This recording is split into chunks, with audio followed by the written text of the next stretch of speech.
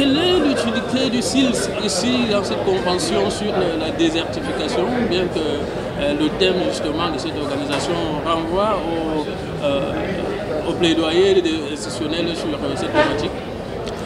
Le SILS, c'est d'abord 15 pays. C'est une organisation intergouvernementale créée déjà il y a près de 50 ans.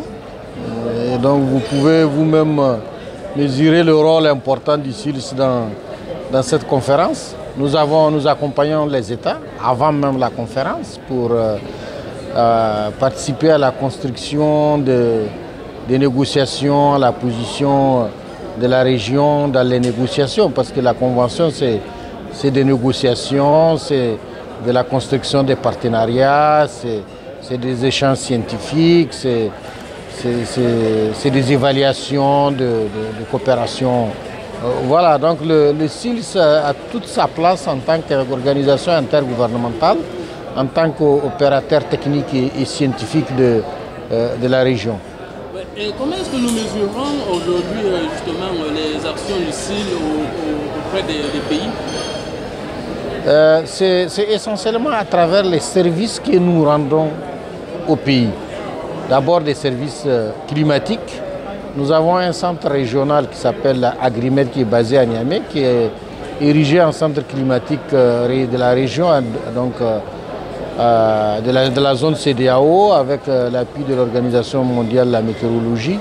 Dans ce centre, non seulement nous formons des spécialistes des États, mais nous produisons de l'information aussi pour aider les États à la prise de décision. Nous faisons chaque année les prévisions saisonnières pour la zone Sahel et pour la zone Golfe de Guinée, ce qui permet aux États de prendre des dispositions au cas, par exemple, où la campagne risque de ne pas être bonne, au cas où il y aurait des inondations. Tout ça aide les États à prendre des décisions. C'est aussi sur la question de la sécurité alimentaire et nutritionnelle. Nous faisons le point et nous accompagnons les États à la mise en place des plans de réponse face au risque de crise alimentaire ou de famine.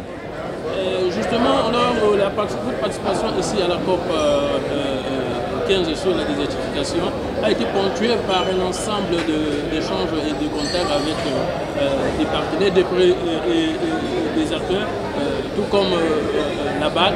Alors, comment est-ce qu'aujourd'hui vous appréciez l'accompagnement du SILS à travers les différents mécanismes de financement?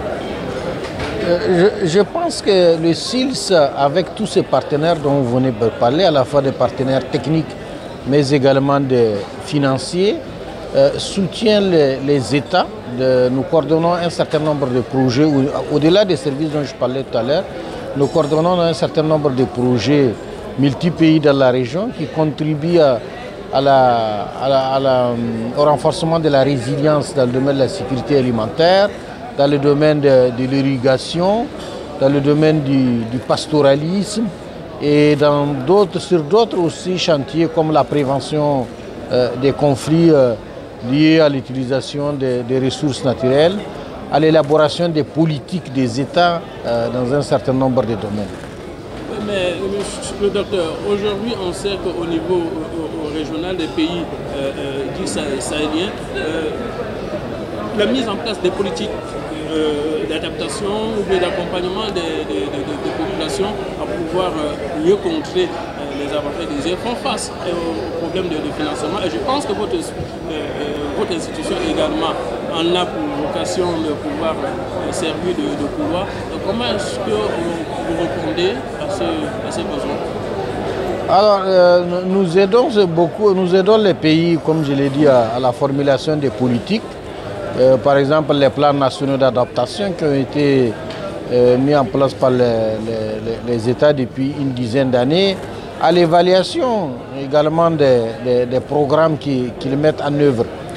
En termes de mobilisation des financements, j'ai noté tout à l'heure la question de la sécurité alimentaire et nutritionnelle, et nous disposons d'un certain nombre d'outils qui nous permettent de faire le plaidoyer. Pour qu'il y ait plus de mobilisation des financements pour la région Sahel et Afrique de l'Ouest. Et de ce point de vue, on peut dire que Le SIL, c'est l'une des organisations qui porte, la voix des pays de la région auprès des organisations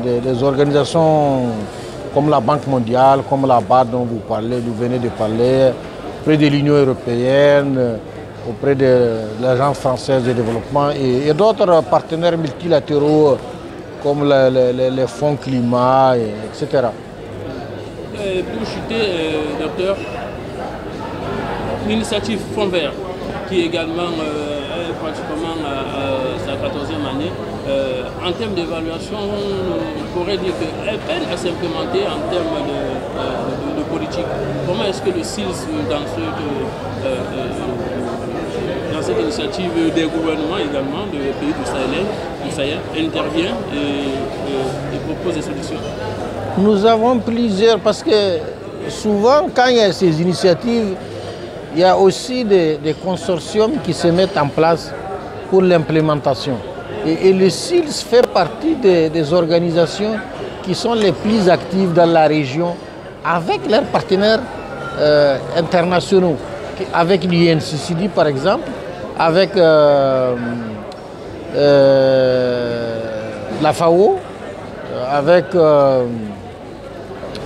comment on appelle, avec le FEM, pour conduire des projets, pour conduire des initiatives dans la région et auxquels sont associés les services techniques des États de la région.